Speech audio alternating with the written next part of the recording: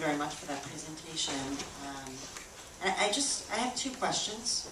The first one is, so many of your students may have been formerly incarcerated, and so I'm wondering if they might view school as just another institution that they really don't want to be in. So I'm wondering how you would help students to reimagine themselves to truly believe that college is a reality that they want.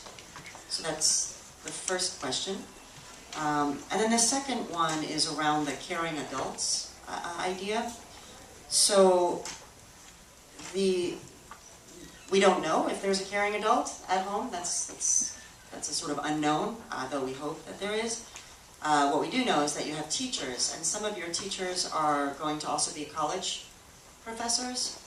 And so I'm wondering how you're going to support the teachers at the high school and the college level so they're all on the same page around their role as caring adults. Thank you for your questions. All right, so let's back up a bit. We have 140,000 students in the city right now who are overaged and unaccredited, with about 40 transfer schools serving, I'd say, less than 10% of that population. So we're sitting with 100,000 students that really need transfer schools. So I want it to be clear that we are not completely reinventing the wheel. There are transfer schools serving these students in small school environments with a lot of care and a lot of support and bringing students back. So that many of the transfer schools in New York City actually have waiting lists for students to come into the school. What we're doing really is just augmenting the system that's in place by adding a college component. So where transfer schools have struggled is they've struggled in sending their students off to college. So many of the schools are graduating students within 2.5 years, but then that transition, they lose them. And community colleges, as you saw in the initial statistics, only 11% of students are graduating in 3 years, and many of the students are returning to their communities. So the idea of the school is to really create a strong bridge between the high school and the college, so that our students are going to be on the college campus, but they will be taught by high school teachers. Now those teachers will work closely with the professors to make sure that we have a rigorous curriculum that eliminates remediation, so that when the students eventually go on to community college, they won't need that remediation. So if you think about it, our program is really a 4-year program. 2 years of high school, 2 years of college. Our students have a degree and they're career ready. Now, to address the second part of your question, I won't be as long. I'll just say that our community, we have a very, very close community. The advocate counselors are on the campus. So all transfer schools in New York City receive LTW, Learning to Work money, to fund that. So we will have 5 counselors on the campus working closely with students. Now those counselors will also work with the college advisors. So we also have a larger community providing support throughout the day. When the student comes in the morning, they're greeted by the advocate counselor. In the morning, if a student is late, the advocate counselor's on the phone calling them at home. If they're absent 3 days in a row, the advocate counselor's making a home visit. So we're really trying to create a nurturing and supportive environment that serves all students. Students who may have children, students who've been incarcerated, and students that just need a caring environment. Thank you. In addition, you asked about the teachers specifically. One of the things that is very important to our school is that advocate counselors and teachers work together. And the advocate counselors inform teachers of issues or problems that may be going on in a student's life, so the teacher knows and can meet the needs of that student. The student is also, when you're talking about, feeling incarcerated in a school, our students, there's an understanding that they can go to their advocate counselors when they need to, because if that's not being handled or taken care of, we understand our students can't succeed in the classroom. Thank you. It's a really strong proposal. I appreciate hearing it. I wonder if you could talk a little bit, building on the communication amongst the adults, a little bit about the adult learning in the school. When do teachers meet? What do they talk about? What do they look at? What are they doing?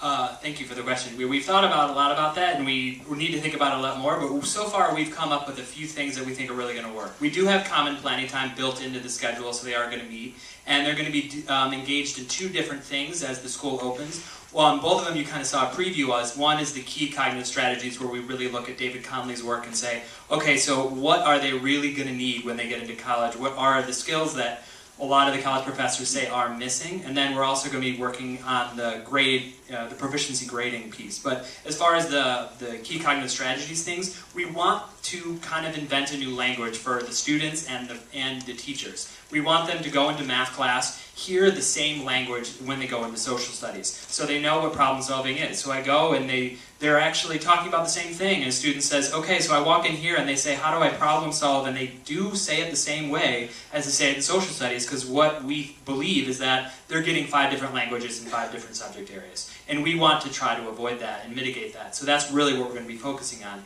We also think with support of Good Shepherd Services, a lot of our teachers who might otherwise be engaged in really supporting our students and making sure and being their everything, which we think happens in a lot of small schools, a lot of the adults are going to, or a lot of the teachers are going to be able to focus on their own professional learning, because some of the otherwise, they would have engagements otherwise. You know, I really have to call this advisor, I have to call my advisee, I have to do this, I have to do that, I have to do that, everything.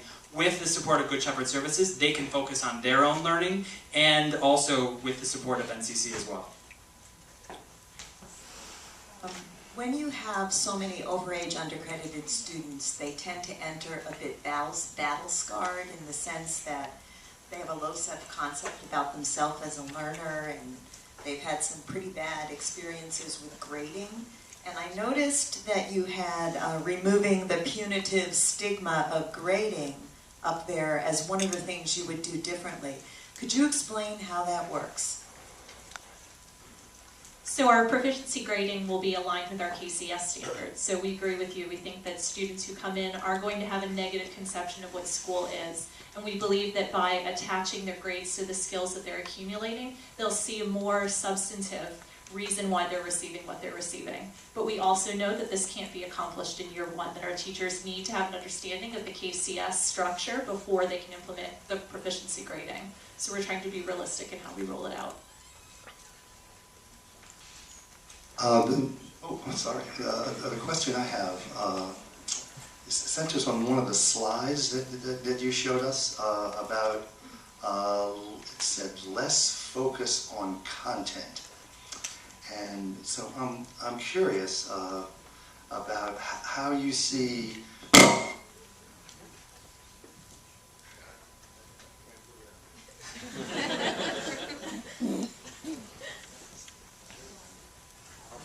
powerful question there. Try this again here. Content will do it every time.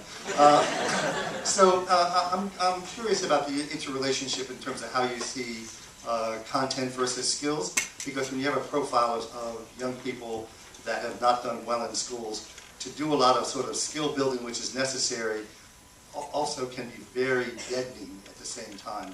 So I'm curious about this issue of, this is a very fine line you're walking here, because the transfer schools that I know are very, very deep in terms of rich content to engage young people. So talk to us about that.